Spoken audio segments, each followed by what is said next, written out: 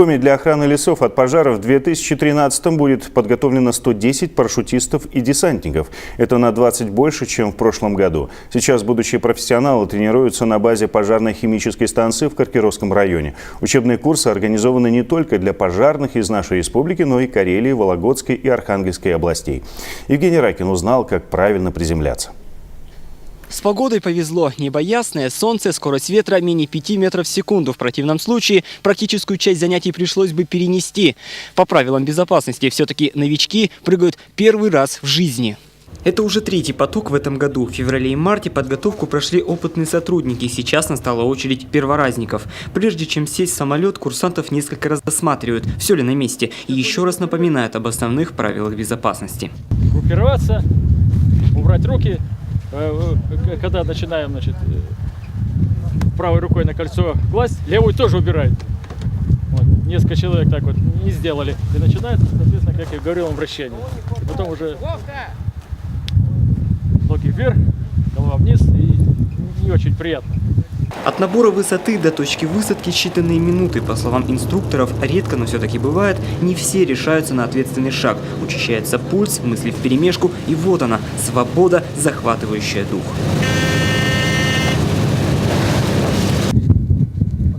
Правую давай, правую. Разворачивай купол против ветра. Еще сильнее.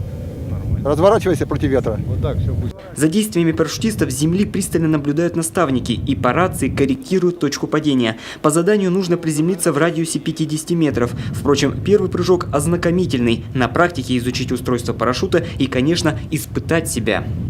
Там уже радостно, когда купол, кольцо дернул, все сработало. Уже ощущение такое.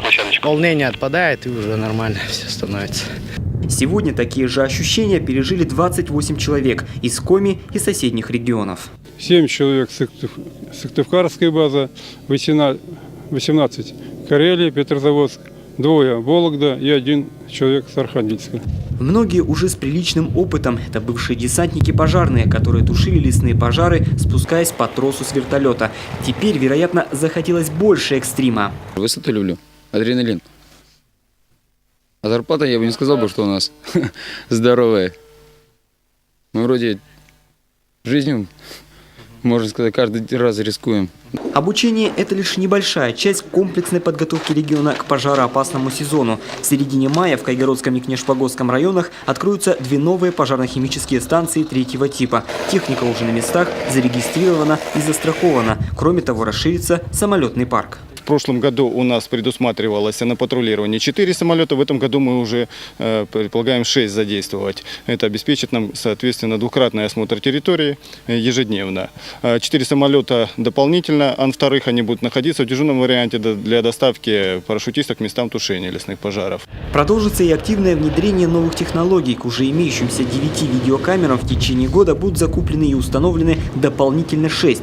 3 из них будут следить за лесами Ухтинского района, остальные разместят в южном кусте республики. Евгений Ракин, Алексей Паршуков, телеканал Юрган, Каркеровский район.